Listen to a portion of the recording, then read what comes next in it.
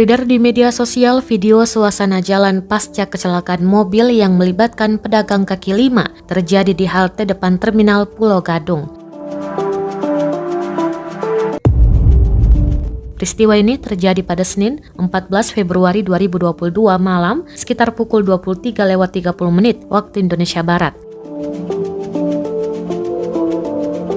Rekamannya diunggah akun Instagram @lensabritajakarta pada Selasa 15 Februari 2022. Dalam video terlihat warga berkerumun di sekitar halte menyaksikan puing-puing gerobak yang hancur setelah ditabrak mobil.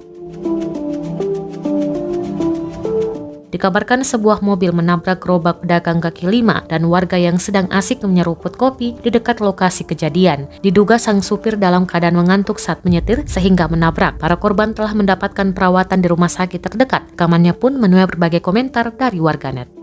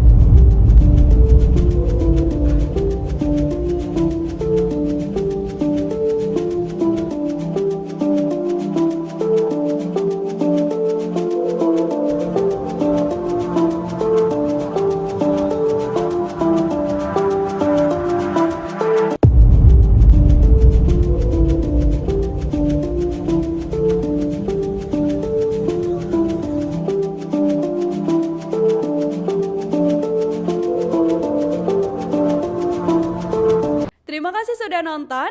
Jangan lupa like, subscribe, dan share ya.